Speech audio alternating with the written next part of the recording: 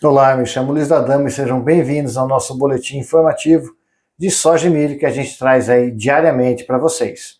E hoje para falar com exclusividade sobre o dia 28 de março, o mercado que acabou fechando positivo aí com ganhos em Chicago para soja e milho. No caso aí ajudado bem pela alta do petróleo com 1,9% de alta. Além disso, a movimentação do mercado internacional de dólar também ajudou a dar um pouco aí de suporte às cotações. Mas o mercado continua tendo como fatos mais relevantes a questão da intenção de plantio americano para soja e milho, onde devemos ter aí, no caso, a redução da área de soja e o aumento da área de milho, fatores esses sendo principal analisados pelo mercado. Além disso, a expectativa pelo novo mandato de biocombustíveis americanos também ajudou no suporte de preço, principalmente para a soja. E agora, essa semana, vamos ver se realmente as áreas de soja para os americanos deverá ter a sua redução na casa de 3,5%. Área essa que os americanos estimam de aumento para o milho. Então fique com a gente e veja como ficou o fechamento do mercado na sexta-feira. Fechamento positivo na soja na casa de 0,6% nesta sexta-feira, o que equivale a aproximadamente 6 cents,5. Nós tivemos o fechamento no maio a 1.023 e no agosto a 1.037,25 cents. No caso do milho, a alta ficou em 0,7% no maio e 0,45% no julho, ganhando na casa de 2 a 3 cents. O maio com fechamento a 453,25 e o julho a 460 cents. A B3 acabou fechando em mais um dia de baixa, na faixa de mais ou menos 0,3% no maio, que significa 22 centavos de reais por saca, com o milho no maio fechado cotado a R$ 77,11. A melhora no clima em relação à área de produção do milho safrinha e o volume ou interesse de maiores vendas para o milho acabaram impactando a última semana aí da questão do milho na B3.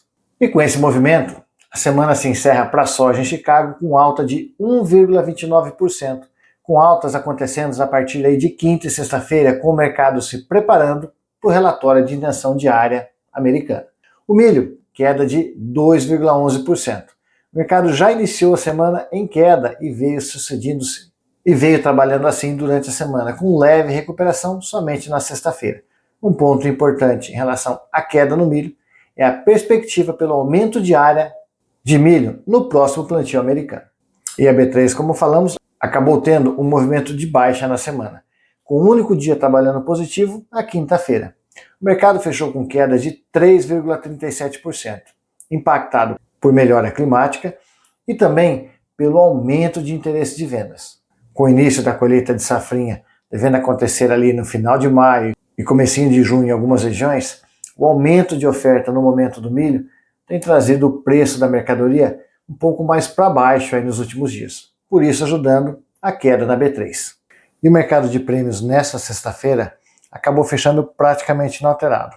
Após subir bem novamente no início da semana, com aumento de ofertas, nós percebemos um movimento de retração, mas que na sexta-feira acabou fechando inalterado, com os prêmios no maio a 60 cents positivo.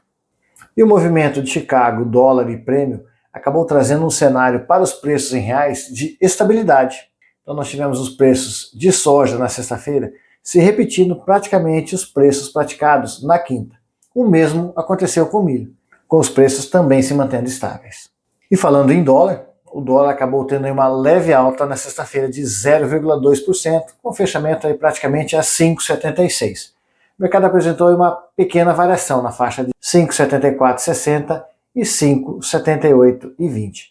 O dólar acabou sendo inflacionado pela situação do mercado externo, que continua trazendo volatilidade, principalmente em relação às incertezas comerciais adotadas pelo governo americano.